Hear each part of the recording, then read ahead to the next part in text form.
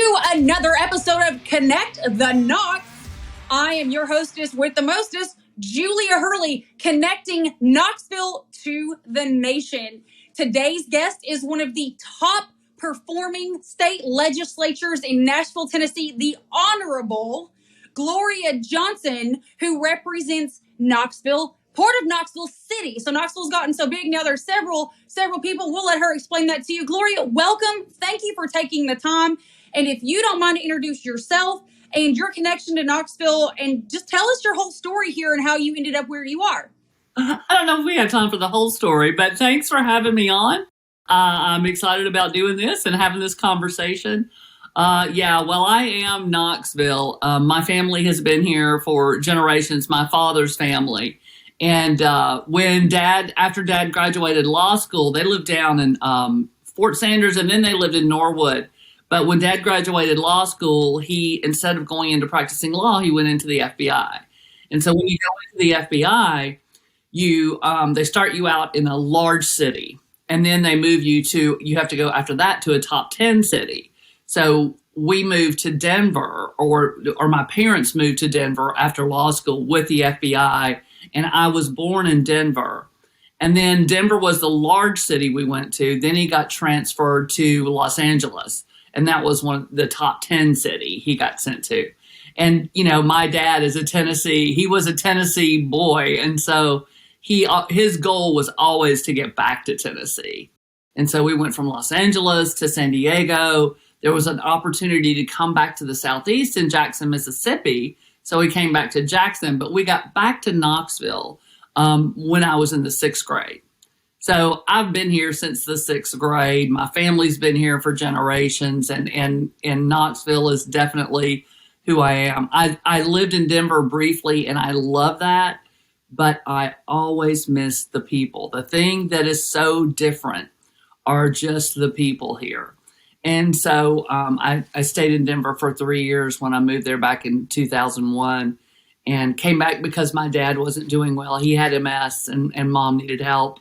So that's why I came back. But I also came back because I knew I always would. It's just one of those things that you try moving away, but you're always drawn back to Knoxville. I know so many people who have done the exact same thing. So absolutely love it here. Grew up in West Knoxville, went to Farragut, Cedar Bluff and Farragut. But as soon as after college, I knew that I wanted to stay, closer to that area. And so moved there and lived around downtown for several years before finally buying my house over by North Hills. That's fantastic. I've met so many people that own businesses in Knoxville that I've known for years and had no idea the history that they had connected to Knoxville. So it's really been a treat for all the people that I've known and got to know over the last 20 years to understand how deep rooted you all really are in the Knoxville area. So tell us so I know you were a teacher. Tell us about how that ended up, and then get into what made you want to run in a political setting. And you well know as a female in any party that it's not one small feat in this area. So how'd you go from teacher to legislator? How'd we get there? So I love teaching more than anything. That is the greatest career. It's one of those things. I'm a lucky human being in the fact that they say, get a job you love and you'll never work a day in your life. And that's certainly how I felt about teaching. The kids part, I'm not going to say it was easy. I worked with teenage emotionally disturbed students with special, they had special needs. And usually it was behavioral, not academic, but more behavioral. That's the majority of my 27 years in education. And just, I learned so much about these families, how these kids get to this point, what systems in our government and everything else that has led to them being in the situations that they are, and, knowing lots of ways that we could improve those situations. And so it was always something that was on my mind. But until there were all the attacks on teachers and the attacks on public education, where they're removing a teacher's seat at the table. I mean, no one consults teachers anymore when they're making policy on education. Teachers are making less today than they did 10 years ago based on the cost of living. So this is outrageous.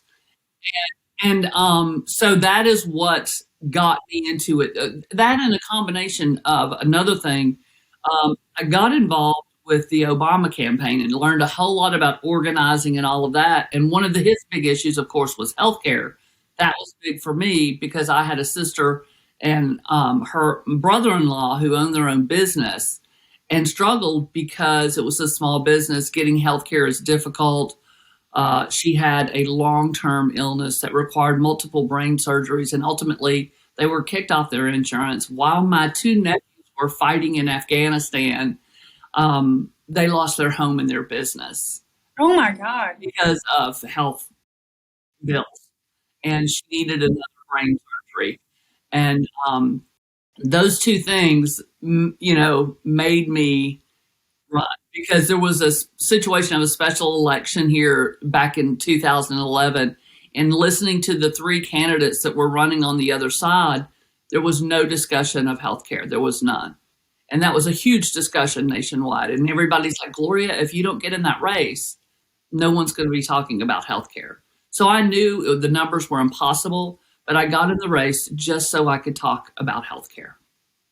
How did that first race end up? I honestly don't remember. I was coming out of Nashville as you were trying to come into Nashville. So I was coming out of a seat, and I did not keep up with that one. Well, it was that special election when Jamie Woodson went to score. That's right. Yes. I completely forgot. Wow, that feels like a lifetime ago. It was 2011. Yeah. Special election. It was a short timer. And I had already, we had just been watching it. I was at a debate with a bunch of college students. And the three people running were just trying to outright themselves. It's like if they kept going, they were going to fall off the stage. And I know they didn't all feel exactly the way they were saying. And I was just like, somebody's got to do something. And then the state party contacted me. They said, Gloria, we're not going to have a conversation if you don't get in the race. And there's only 2.5 months left. And I did it. And it was a 75-25 district. I think we moved the district about 7 points in 2.5 months. Never expected to win. It was about bringing a different conversation to the race. And I believe that every voter deserves a choice. I think every race should be challenged. I think voters deserve a choice. And they also deserve a good, thorough, in-deep conversation about the issues. They owe that to the people voting for them. That is something that I think is the new conversation, not to change topics about a whole different subject, but it's kind of related, that you're starting to see Gen Z talk about a lot, especially on TikTok. And a lot of people don't like TikTok. You don't have to, but billions of people are on TikTok every single day looking for new ideas and new conversations. And what I am seeing in the younger generation, I'm 40, so I'm an elder millennial. So there are 2 generations after me now, which makes me feel interesting. But the next generation, the Gen Z generation, all they can talk about is options. It's not necessarily that they aren't willing to have a conversation about what they believe versus what you believe, but they want the option to talk to both or multiple, and not throwing your hat in the ring is taking something off the table. And that in and of itself, as a female in the political arena in the Knoxville market, in the Southeast as a whole, is a feat in and of itself. So it's like, hey, look, I'm from here. My family's from here. I moved away a little bit. I'm back. I was a teacher for something I loved. And now we have a real issue. And I'm going to leave this thing that I love to contribute back to my community, at least give an option. I think that's huge. And I think that as we progress into the next decade, that's going to be, every race will be challenged. Every conversation will be on the table. Yeah, and it's really interesting where Knoxville is so far ahead in some ways, but so far behind in others. When I went to Denver, when I taught there, one of the most interesting things was they really treated teachers as professionals. I've never seen teachers get treated so well.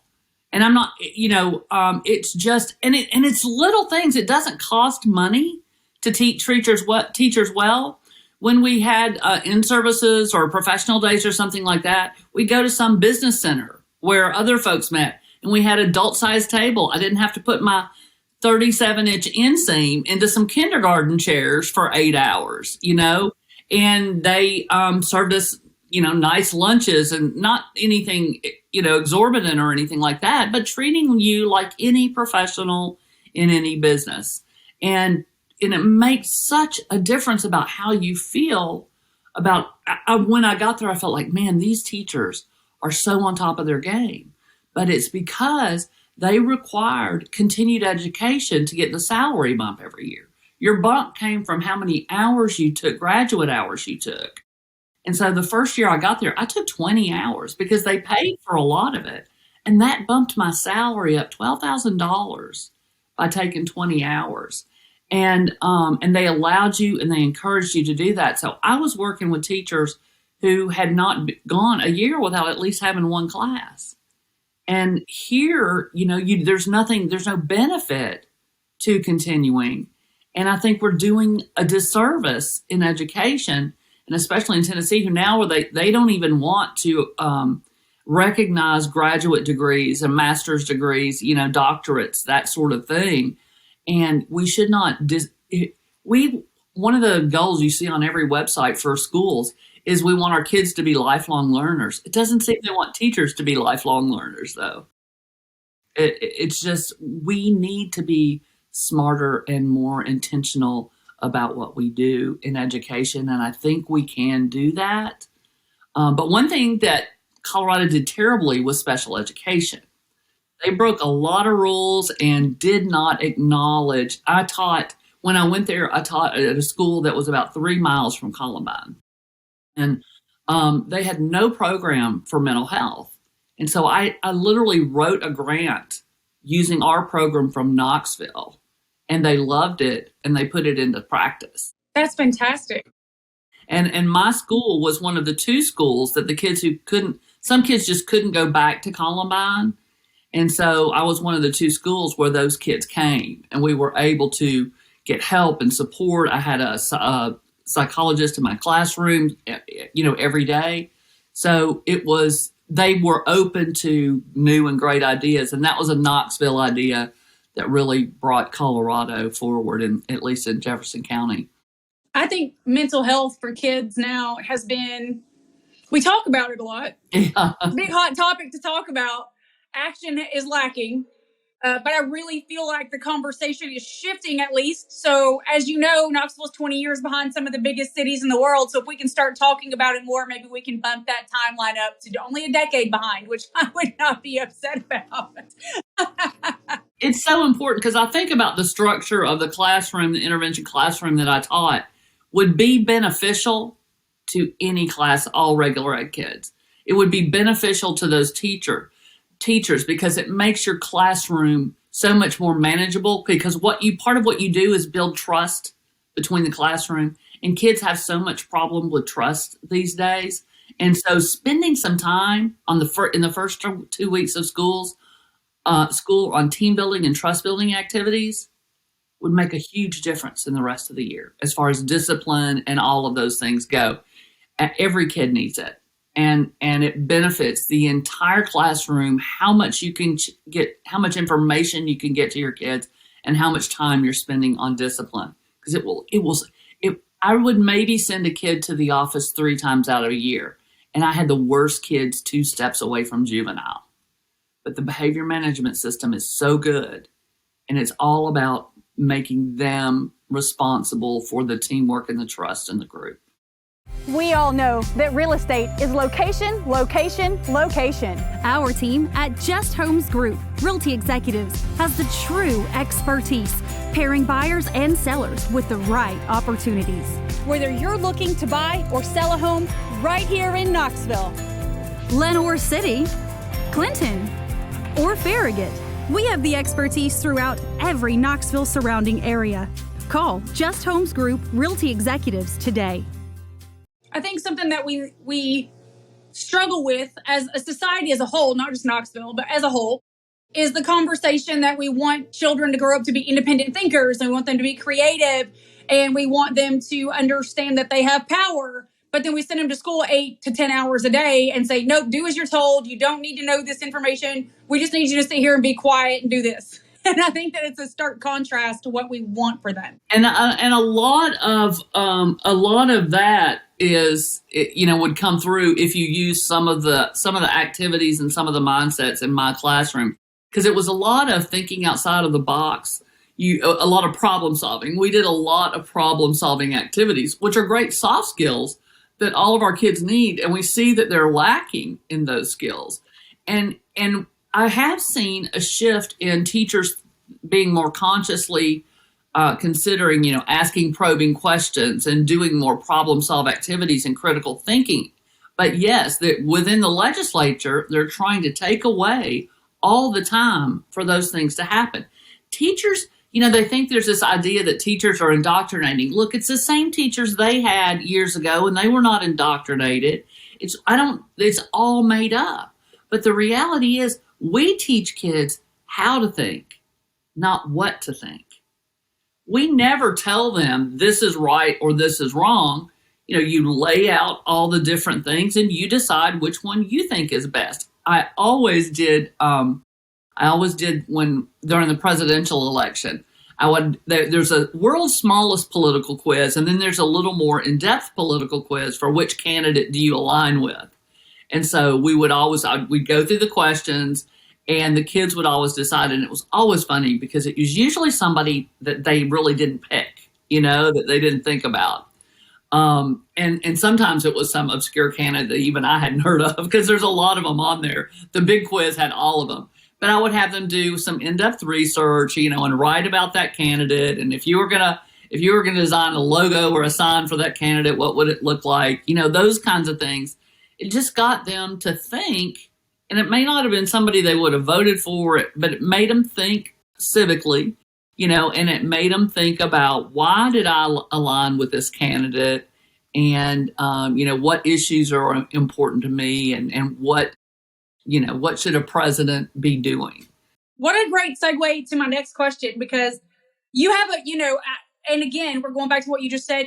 You are an advocate for challenge every seat. You get challenged every year. I've never not known you to have a challenger.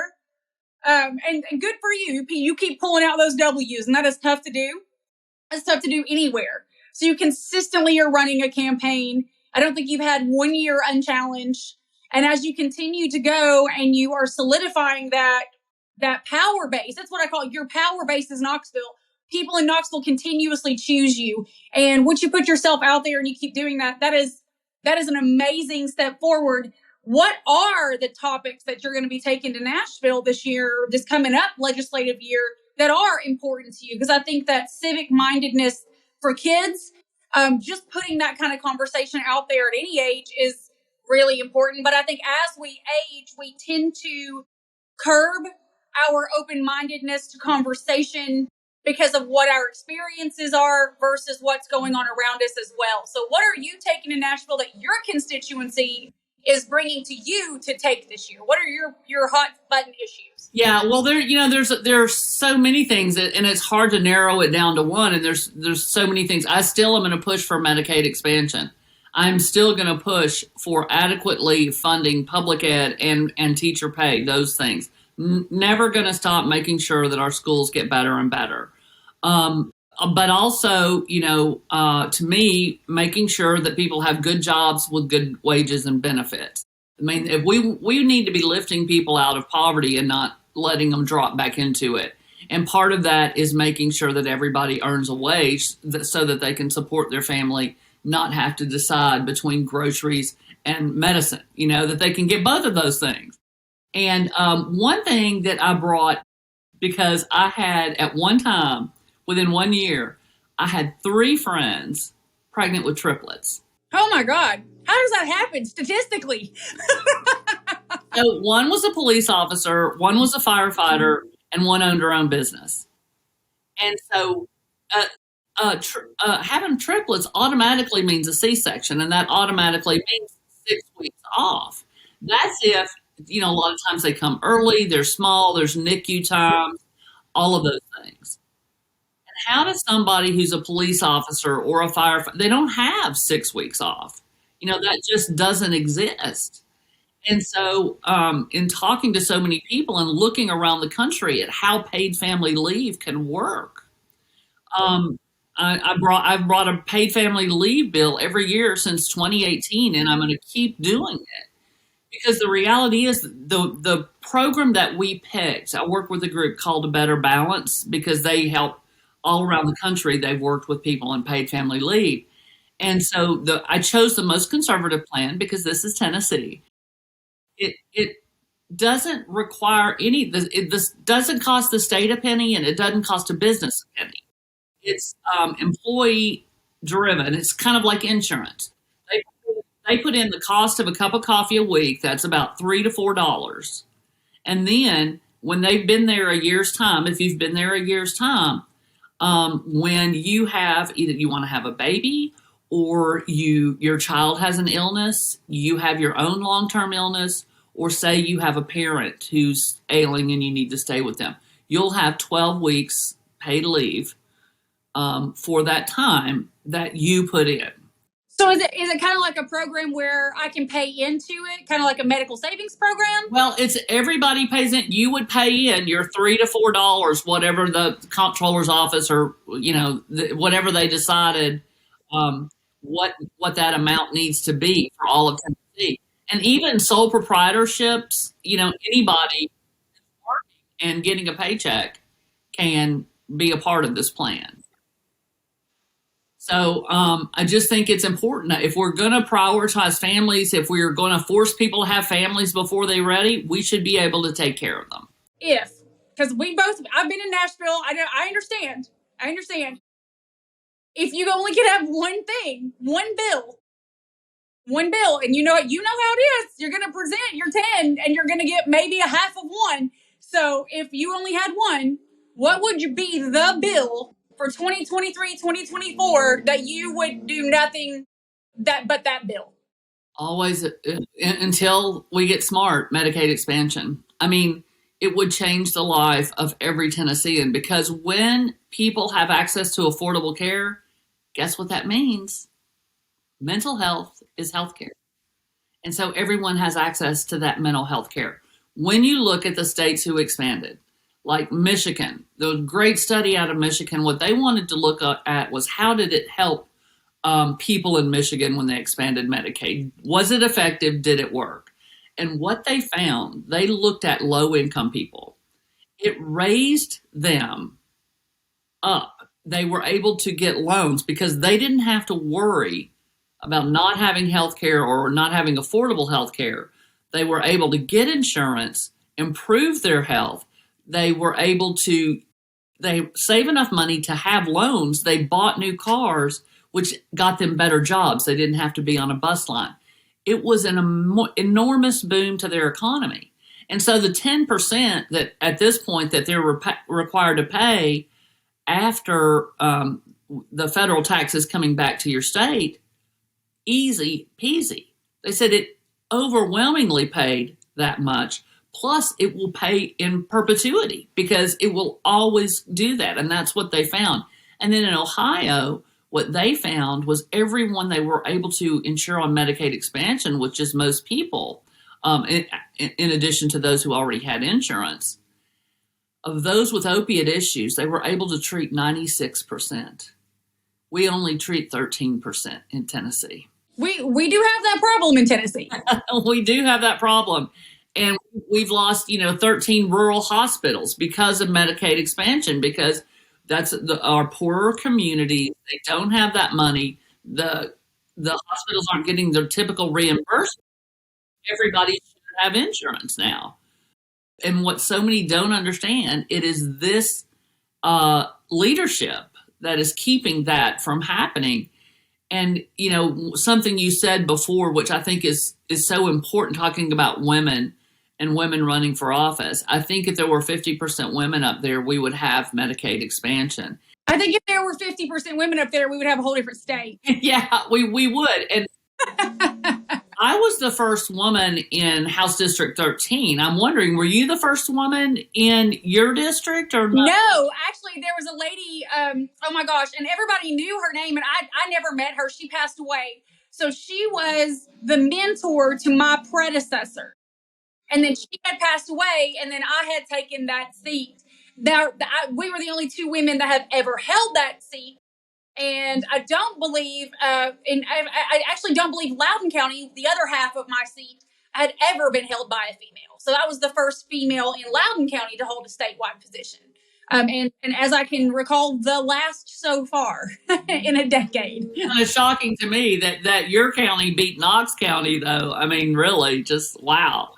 You never know. You never know. All right. We have 4.5 minutes. So shifting that, we wish you the absolute best of luck in Nashville. We really hope that you get something that you want done. I know your constituents, where they may be in the minority, still want to see you succeed, and they elected you to do that. So we do wish you the best of luck. But let's reel this in to be more Knoxville oriented and less Nashville at the moment, because I've got so many questions for you, because you're from here, your family's from here, and you're going to remember so many cool things. So what is your best memory as a child in Knoxville as a whole? Like any memory, like other than the World's Fair, that doesn't count because everybody says that one. I also wasn't a child in the World's Fair, but I was in school at UT in education, and so I got a gig doing tours for school groups that came from all over the country. That's awesome. And so I had to carry this tall thing with a little flag on the end with our number so all the kids could follow along, and it was so much fun. Try that today. 30-something kids with a flag, they're not. You're done. You're out. You're gonna have to get a rope and a leash. Yeah. My dad's bona fide. I don't know if you remember that scene in Oh Brother, Where Art Thou, where she tied all of her kids to one rope, and she was like, "My dad's bona fide." That's all I can remember of the rope of the kids. Anyway, so okay, best remembered restaurant versus now favorite restaurant. Okay, so I have to go back to places that not such a great restaurant necessarily, but that I remember. I remember Steak and Ale. It had another name too, but I can't remember. But I worked in high school and in college at Kingston 4 Theater. And so Steak and Ale was right across the street. So we used that a lot. Also, Michael's was down. No, not Michael's. What was that? Doodles. Oh my God. And we would go over to Doodles on our dinner hour because they would have 10-cent shrimp or something like that. So. That was expensive. 10-cent shrimp's expensive. You were at the classy bar. Now I've got so many favorite restaurants, but I like a standard of mine is probably Bistro at the Bijou. I like comfort food. I'm not a fancy. I'll eat any kind of food, but I love that they have this varied menu every time you come in. The specials are really different, and it's dark and cozy. Yeah, I love it there. Their brunch is good. Oh, the brunch is really good. Yes. Yeah, their brunch is fantastic. All right, favorite like scene, I guess you could say. Like, set the scene. Where do you go, like for hiking or biking or relaxing or just to read a book? Like favorite place. Well, so just any of our parks. I mean, we have amazing parks. I like to go to UT Gardens. I mean, they're absolutely gorgeous. And a friend of mine, Ann, goes there all the time, and she kept saying, "Gloria, and so now I've gone, and now I go back, and now I take my mom, and it's beautiful, and it's a wonderful place to just sit and be quiet, but there are so many places like that around here. We're very blessed. Knoxville, people don't even know Knoxville's the hidden gem. All right, one last question. What is your best kept secret that whenever somebody comes to visit you from out of town, you take them to this place and no one really knows about it? Only you know about it. Well, it used to be, years ago, it was King Tut. Oh, yes! Yes! Oh, man, I'm so glad you said that. It was always an experience. But now it's just some of my favorite little, public house or some my favorite little places to go. And just down around here used to be, again, another place that's gone was Tootsie's. Oh, yeah. That was a fun place. Tootsie's in Nashville, but Toots here, which is down sort of around in my neighborhood. And it so interesting because it went from being a kind of a, people thought it was a scary, happy holler kind of place to being this place where the hipsters did karaoke, you know. So I had some friends from Colorado come in, and I took them there, and they loved it, but they were sort of stunned. Knoxville's a special place. I hear that a lot. It's like, oh, well, I came to visit. I may want to, I'll invest in this place. I might relocate here, might retire here. But it is kind of that, this was so much fun, and I don't know what I was expecting. It wasn't this, and just kind of the deer and headlights look. My friends from Colorado, most of them were younger than me and just really energetic. But I remember my friend Casey doing the worm on the floor at Downtown Grill and Brewery. I mean, why not? Naturally. But they absolutely had a blast, and a couple of them have come back, and they still want to come back. So it's been great. And then a couple of them, I did a road trip with a RV. We did a redneck road trip, and we came from Colorado in a principal friend of mine's RV. And we stopped at Graceland, and we stopped at the Jack Daniels distillery. Where they don't actually give you Jack Daniels because it's Dry County. Oddest place to visit, but I love it. The final stop was Dollywood, and I had never been to Dollywood. Oh my gosh. First time to go to Dollywood was with them, and we just had an absolute blast. We went during COVID. There were 8 people in the whole park. Oh my God. We had the best day of our lives. We literally rode the same roller coaster 50 times. You're outside. It's perfect. It was great. We had a blast. We love Dollywood. All right. Well, everybody, listen, our time is up. We're going to have to bring you back after session to see how something turned out for you. So count on that invitation. We appreciate your time today. Everybody, this is the Honorable Gloria Johnson. Very good friend to all people in Knoxville, but especially for women in Knoxville. We appreciate you very, very much. Touting our flag, as I guess you could say, as we follow you through your trips to Nashville. We appreciate you. This is Julia Hurley, hostess of ConnectTheKnox. Thank you, Gloria. Thank you. I really enjoyed it. Bye. Bye.